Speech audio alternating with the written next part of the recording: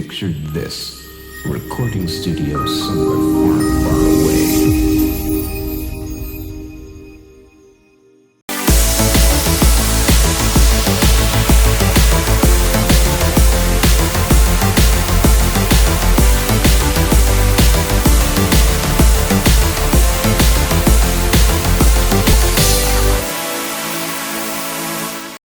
Welcome, Watchers of Illusion, to my Castle of Confusion, and I'm looking at Batman the movie on the Amiga today.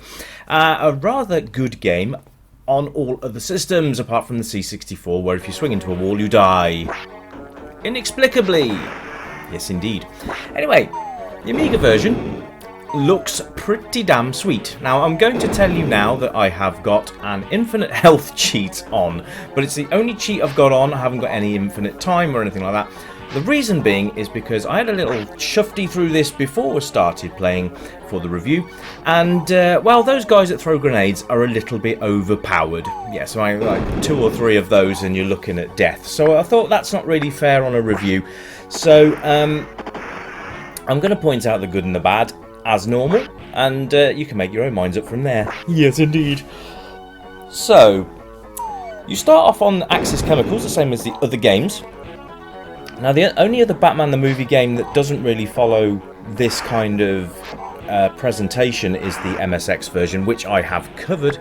Or was it the PC Engine? PC Engine version, I'm pretty sure, actually. But yeah, this was released on all home consoles, which was nice. The Amiga got this rather spiffy version.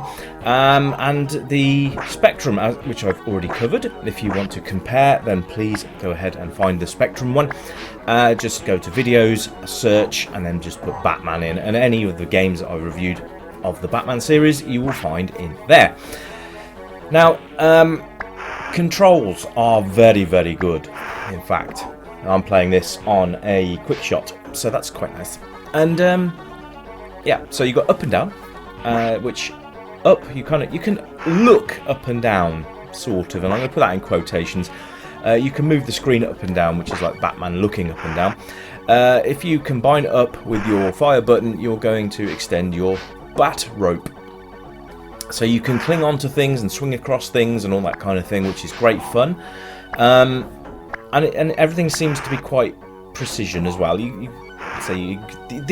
diagonal is probably the finicky bit, because you've got to push in the diagonal upwards position on the joystick. Sometimes it doesn't always hit, but that might be just my joystick, so I'm not docking anything for that because I don't know if that's a design flaw. Let me know in the comments, did you ever have a problem with the diagonal on the old bat rope? Let me know.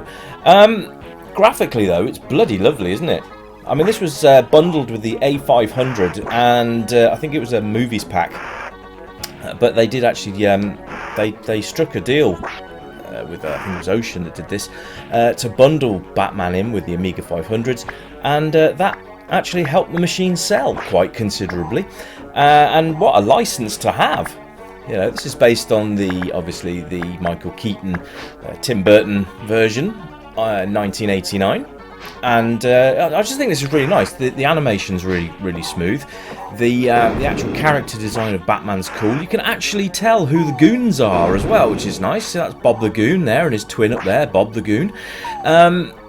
So yeah, but you can see these guys absolutely nail you. If you get hit by a few of those grenades, you might as well just quit and start over again, because it's just they'll wipe you out. Now, normally you can see where Batman's face is there. When you get hit, it slowly transitions into the Joker. Obviously, you're not going to see that in this today, but rest assured, you will see it a lot if you play the game yourself. There's other hazards in the game. You can see here there's acid dripping down from the pipes and stuff like that. So there are things to watch out for on the scenery. And yeah, I really enjoy this game. And if you look at the Spectrum version, there are clear influences from their RoboCop game as well, just like the way Batman walks and that sort of thing. But they've expanded this over the RoboCop one because, well, it's Batman for a start. But they've done a great job on this. To fire your Batarang, you just press the fire button on its own, which is nice. Now, the only thing I think is a bit strange is the bat rope seems to have like a blue stripe going through it. on your head, son. Has a blue stripe going through it. Maybe Batman just wanted to sort of have a bit more of a colour scheme with his weaponry and that. So he's got a yellow batarang, which kind of, I think, is, if you think about it, I think he can take his chest symbol off and use that, but I'm not 100% sure. Maybe I've just dreamt that, but I think maybe some of the games have done it in the past. But yeah. Also, Batman can die just by dropping from a long way, which kind of, that's realistic, isn't it? But swinging into a wall, no. And that's such a shame for the Commodore as well, because the C64 version looked the part. But yeah, that's where it ends, really. Unfortunately, I don't know why the coding went so skew-whiff with it, but yeah. I will review the C64 version of Batman at some point, because these games are always fun to have a look at on different systems and just see how the comparisons were.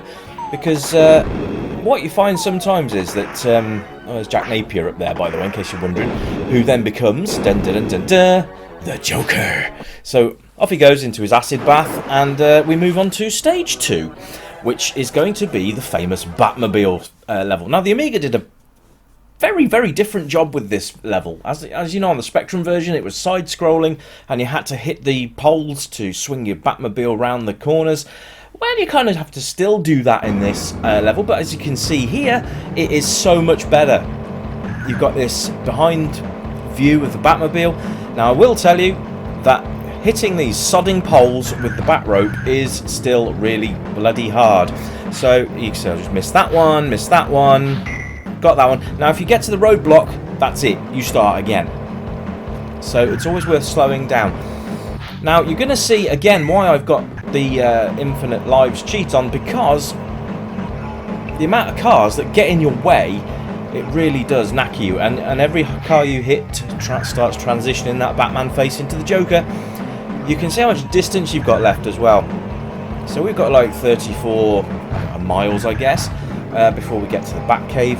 And everybody and their mother seems to be out on the road while we're trying to get there. But the Batmobile graphics are nice. I like this kind of view. It gives me that sort of Chase HQ vibe, which I don't think the Spectrum could have actually done. This game comes on one disc, which is quite nice as well.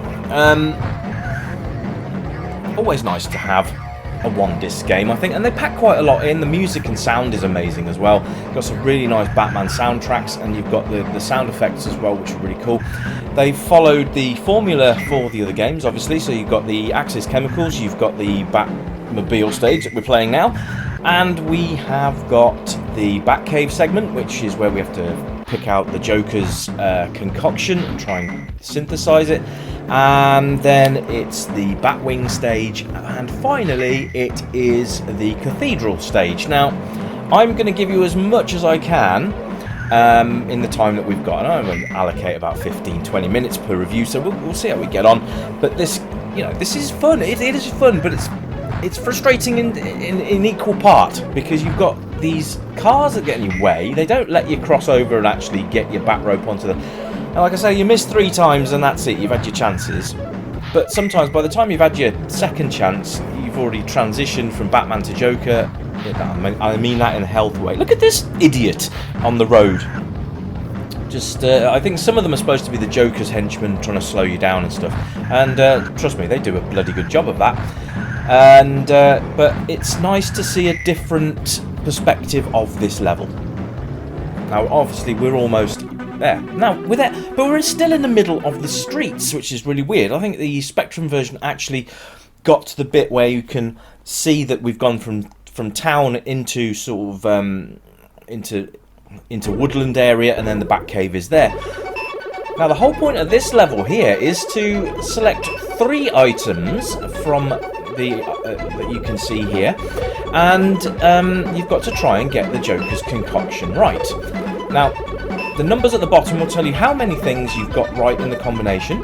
So I've got 2 out of 3 here, so I think there you go. So those 2 things should be that one, no, 2 again. Right, I thought you had to pick out the 3 things. Something I haven't done yet. Is it that? So look. Oh, poo. So yeah, and there's the Joker's derpy face there, by the way.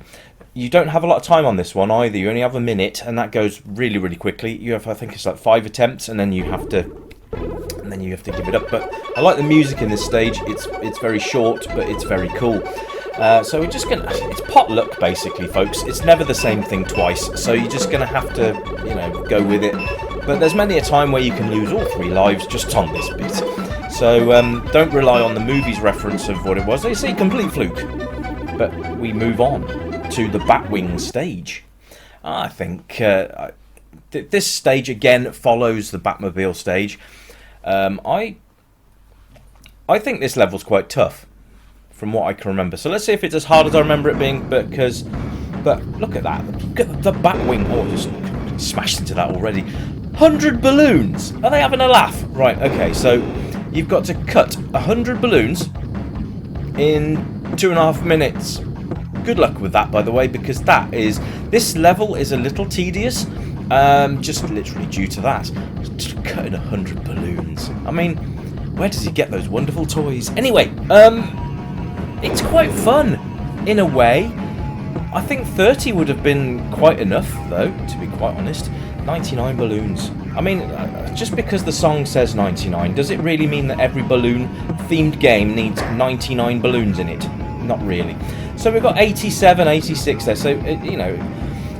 Now, the controls for this are a bit strange, because if you push the fire button down and push forward, you accelerate. Now, you would think that the fire button on its own would accelerate, because you've got no weaponry to use with the Batwing, so you could have just used fire buttons to accelerate. You can slow down as well by pushing the fire button and pulling back on the joystick, and you will slow right the way down. Every balloon you hit slows you down as well, so if you've got a real speed going on like this, which is really bloody hell, which is really quite really quite hard to control. I'm sure Batman's in the cockpit cursing me right now, but there we go. Yeah, it gets a bit silly if you're going at turbo speed. But you've got a clock to beat, and it's not easy. So, let's move on to age rating and playability. Because playability, I can't say don't play this. It's fun. This level's probably the most frustrating one you'll do. Apart from the 2 vehicle bits, strangely, are the most frustrating bits. But yeah, replay value's high, the playability is there, it's very high as well. And for age rating, I would say anybody aged 5 and over would be having great fun with this game. 5-year-olds don't care about crashing into balloon stands. So yeah, give it a go, folks. If you've not played the Batman version of the Amiga version of Batman, then give it a go. If you have, let me know. Did you complete it? Because I did. Haha. And the Specky version. Haha. I'm Batman. So there we go. And that's all for today, guys. I will be back very soon with the 500th video on the channel.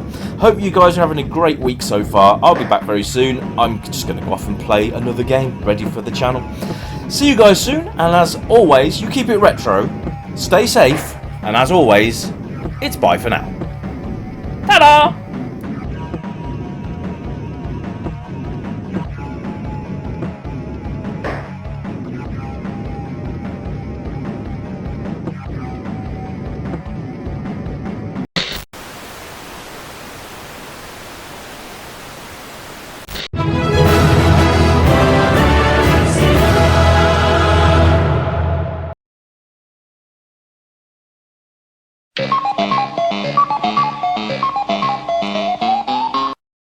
Incoming transmission.